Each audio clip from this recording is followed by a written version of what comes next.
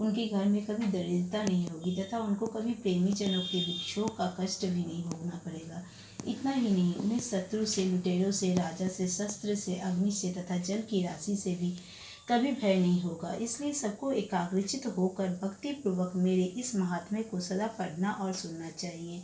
यह परम कल्याणकारक है। मेरा महात्म्य महामारी जनित समस्त उपद्रवों तथा आध्यात्मिक आदि तीनों प्रकार के उत्पातों को शांत करने वाला है। मेरे जिस मंदिर में प्रतिदिन विधि पूर्वक मेरे इस महात्म्य का पाठ किया जाता है, उस स्थान को मैं कभी नहीं छोड़ती। वह सदा ही मेरा सानिध्य बना रहता है। बलिदान, पूजा, होम तथा महोत्सव के अवसरों पर मेरे इस चरित्र का पूरा पूरा पाठ और श्रवण करना चाहिए। ऐसा करने पर मनुष्य विधि को जानकर या बिना जाने भी मेरे लिए जो बलि, पूजा या होम आदि करेगा, उसे मैं बड़ी प्रसन्नता के साथ ग्रहण करूँगी। शरतकाल में जो वार्षिक महापूजा की जाती है, उस अवसर पर जो मेरे इस महात्म्य को भक्ति पूर्वक सुनेगा, वह मनुष्य मेरे प्रसाद से सब बाधाओं से मुक्त तथा धन धान्य एवं पुत्र से संपन्न होगा। इसमें तनिक भी संदेह नहीं है। मेरे इस महात्म्य, मेरे प्रादुर्भाव की सुंदर कथाएं तथा युद्ध में किए हुए मेरे पराक्रम सुनने से मनुष्य निर्भय हो जाता है।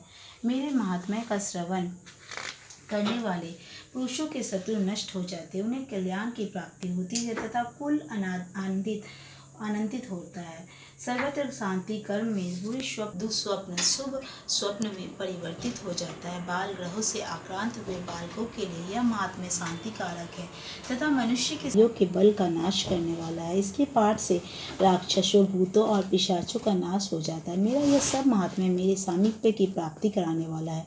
सम्यक प्रकार पुष्प, अर्घ्य, धूप, दीप, गंध आदि उत्तम सामग्रियों द्वारा पूजन करने से, ब्राह्मणों को भोजन कराने से, होम करने से वर्ष तक जो मेरी आराधना की जाती है और उससे मुझे जितनी प्रसन्नता होती है, उतनी प्रसन्नता मेरे इस उत्तम चरित्र का एक बार श्रवण करने मात्र से ही हो जाती है। यह महात्म्य श्रवण करने पर पापों को हर लेता है और आरोग्य प्रदान करता है, संहार करने वाला है। इसके श्रवण करने पर मनुष्य को शत्रु का भय नहीं रहता।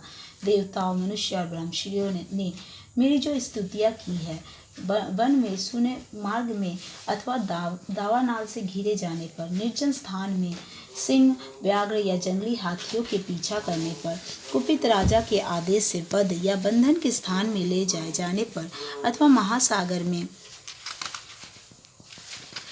नाव पर बैठने के बाद भारी तूफान से नाव के डगमग होने पर और अत्यंत भयंकर युद्ध में शस्त्रों का प्रहार करने पर अथवा वेदना से पीड़ित होने पर ही बहुना सभी भयानक बाधाओं के उपस्थित होने पर जो मेरे इस चरित्र का स्मरण करने वाले पुष्प से दूर भागते हैं।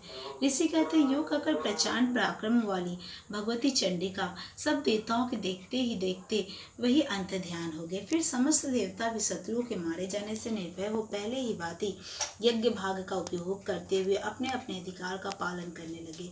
संसार का विध्वंस